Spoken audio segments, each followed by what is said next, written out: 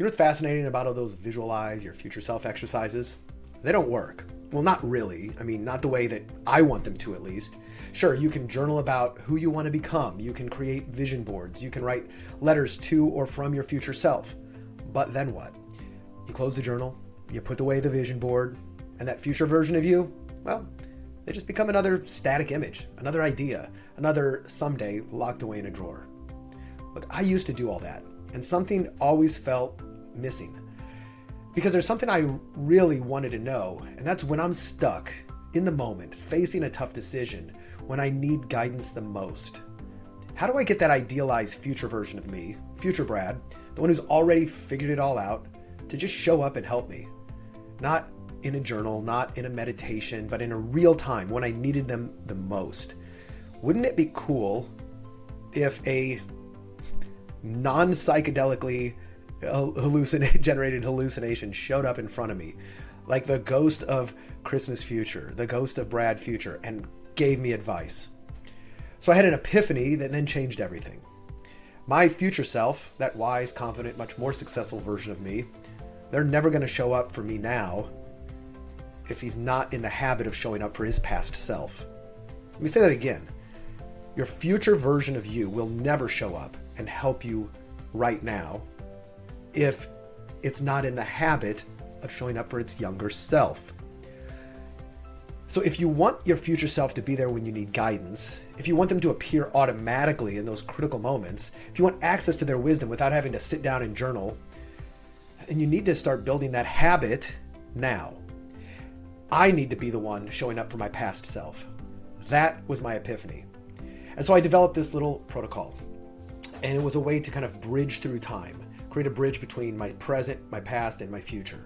Not just by visualizing success or by writing letters to the future, but by actively showing up in my memories and my imagination, which aren't too dissimilar, for my past self.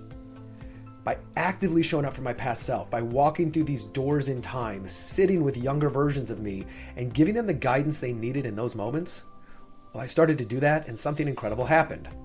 The more I showed up for my past self, the more I flexed that muscle of accessing my own wisdom. The more I practiced being that guide, my future self weirdly started showing up for me even when I least expected it. Not in some woo-woo way, not through psychedelics or hallucinations, but through clear, visceral guidance exactly when I needed it the most.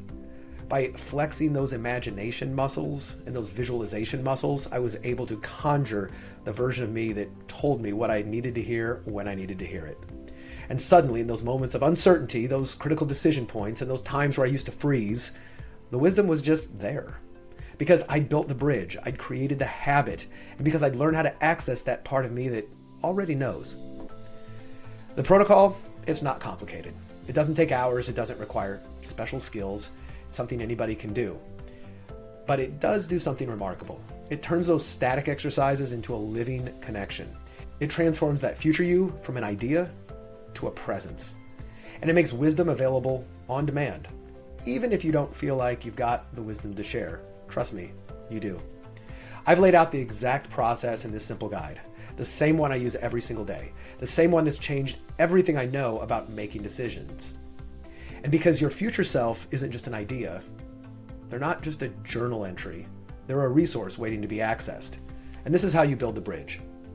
Click below, accept my offer, get the protocol, try it out. Try it for a week, try it for a month.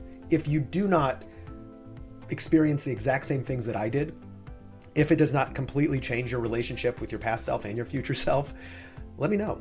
I'll send you your money back. I don't need it. I just need people to try this. I'm Brad Costanzo, speaking to you from the future, maybe the past. I don't know, but I'm looking forward to hearing what you think about the time traveling future self visualization protocol. It's really inexpensive. It's waiting for you right now. Go get it.